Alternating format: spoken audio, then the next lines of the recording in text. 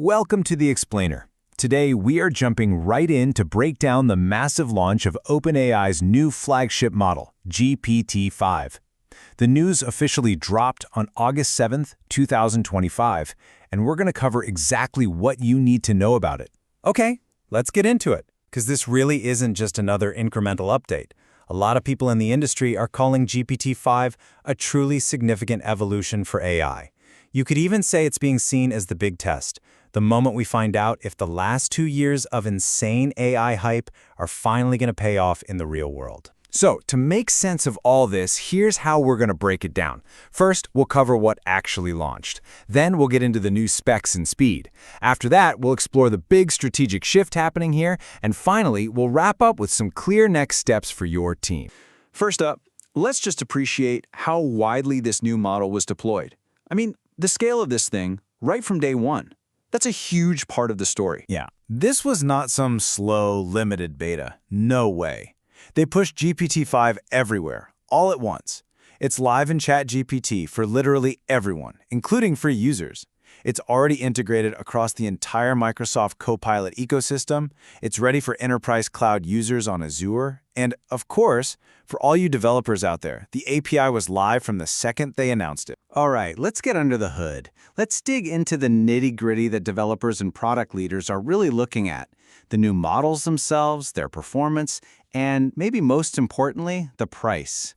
So OpenAI didn't just give us one new model. They gave us a whole family. You've got the big one, GPT-5, for all your heavy lifting, your complex reasoning and coding. Then there's Mini for more balanced, everyday tasks. And then you have Nano, which is designed to be super fast and efficient for high-volume but simpler jobs. It gives you the power to pick the right tool for the job, so you can optimize for both cost and performance. Now, this is where it gets really interesting. Take a look at this pricing.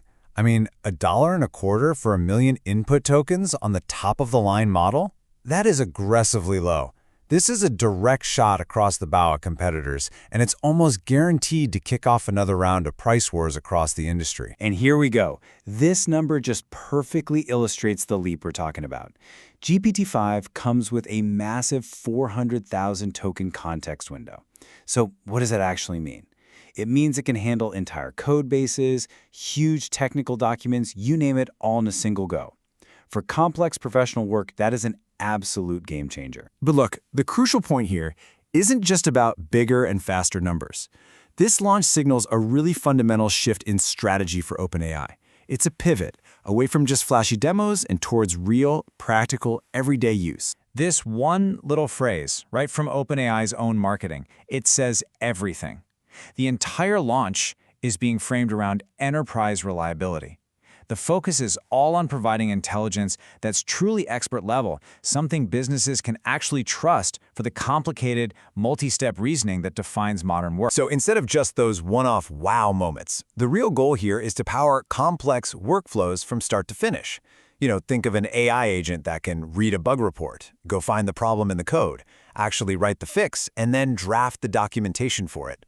That's the kind of reliable, professional-grade work this model is built to do. This whole thing is a deeply strategic move, and it matters for a few key reasons. First, like we said, it's the barometer, the test for AI's ROI. Second, its instant reach through Microsoft gives it a ton of credibility inside big companies right away. Third, that focus on reliability means it's built for more stable and complex jobs. And finally, by talking so much about governance, OpenAI is getting way out ahead of the risk and compliance worries that keep corporate lawyers up at night. So what does all this mean for you and your team on the ground?